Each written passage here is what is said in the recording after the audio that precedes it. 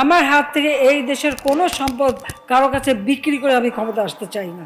মাননীয় প্রধানমন্ত্রী শেখ হাসিনা বর্তমানে ভারত সফরে রয়েছেন।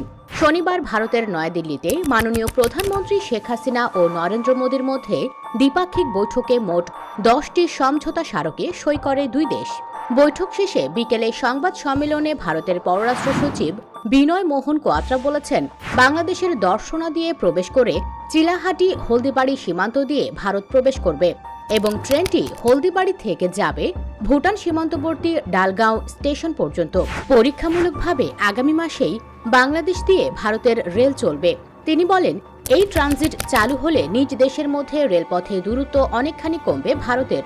ভারত আগে থেকেই এটা চেয়েছিল, কিন্তু এটা কিভাবে বাস্তবায়ন হবে তারও একটি পরিকল্পনা এরই মধ্যে চূড়ান্ত করা হয়েছে। এর ফলে গেদে দর্শনা সীমান্ত থেকে হলদিবাড়ি চিলাহাটি রুটকে সংযুক্ত করা হবে। তিস্তা নদীর পানির সঠিক ব্যবহারে তিস্তা প্রকল্প নিয়েও আলোচনা হয়েছে দুই সরকার প্রধানের এই বৈঠকে। তবে দুই দেশের নেতাদের বৈঠকে রেল ট্রানজিটের বিষয়টি বেশ গুরুত্ব পায়। বৈঠক শেষে যৌথ সংবাদ সম্মেলনে ভারতের প্রধানমন্ত্রী নরেন্দ্র মোদী বলেছেন, তিস্তা নদীর সংরক্ষণ ও ব্যবস্থাপনার জন্য একটি কারিগরি দল শীঘ্রই বাংলাদেশ সফর করবে। ভারতের প্রধানমন্ত্রীর সাথে অনুষ্ঠিত এই বৈঠকে ফলপ্রসূ বলে দাবি করেন মাননীয় প্রধানমন্ত্রী শেখ হাসিনা। প্রধানমন্ত্রী শেখ হাসিনা বলেন, আমরা রাজনীতি ও নিরাপত্তা, বাণিজ্য ও যোগাযোগ, অভিন্ন নদীর পানি বন্টন, বিদ্যুৎ ও জ্বালানি এবং আঞ্চলিক ও বহুপক্ষীয় সহযোগিতা সহ পারস্পরিক স্বার্থ সংশ্লিষ্ট অন্যান্য বিষয় নিয়ে আলোচনা করেছি। তবে ভারত তিস্তা চুক্তিতে আগ্রহ নেই ভারতের। পানি ভাগ নয়, বরং তারা চায় তিস্তা মহাপরিকল্পনার অংশ হতে। এক্ষেত্রে বাংলাদেশের ভোগান্তির সুরাহা হয়নি। সর্বোপরি এই ট্রেন চলাচলের ঘটনায় ভারত তাদের নেহেরু ডকট্রিন বা অখণ্ড ভারত পরিকল্পনায় এক ধাপ এগিয়ে গেল না তো? আপনি ভাবছেন কি এই নেহেরু ডকট্রিন? ভারত অবশ্যম্ভাবীভাবে তার আধিপত্য বিস্তার করবে। ভারত মহাসাগরীয় অঞ্চলে ভারত হবে সব রাজনৈতিক ও অর্থনৈতিক কর্মকাণ্ডের কেন্দ্র। ছোট জাতিরাষ্ট্রগুলোর সর্বনাশ ঘটবে। তারা সাংস্কৃতিকভাবে স্বায়ত্তশাসিত অঞ্চল হিসেবে থাকবে, কিন্তু রাজনৈতিকভাবে স্বাধীন থাকবে না।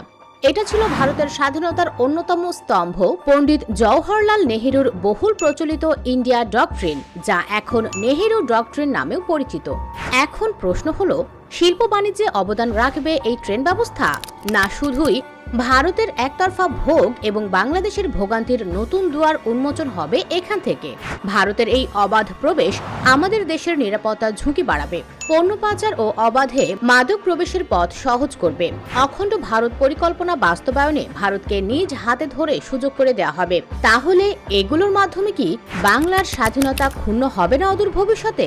বিশেষজ্ঞগণ ও সাধারণ মানুষ মনে করছেন, এই ট্রেন যোগাযোগ বাংলাদেশের নিরাপত্তা ও স্বাধীন সার্বভৌমত্ব হারানোর পথ অগ্রসর করেছে। তো প্রিয় দর্শক, এ ব্যাপারে আপনার মতামতটি অবশ্যই কমেন্ট করে জানাবেন এবং পরিবার বন্ধুদের সাথে শেয়ার করবেন। বাংলাদেশের সকল সচেতন নাগরিকের এই বিষয়ে সচেতন হওয়া উচিত। নেহেরু ডকট্রিন ও তিস্তা চুক্তি নিয়ে বিস্তারিত সকল কিছু জানতে কারেন্ট অ্যাফেয়ার্স আমাদের চ্যানেলটি সাবস্ক্রাইব করে আমাদের সাথেই থাকুন। ধন্যবাদ।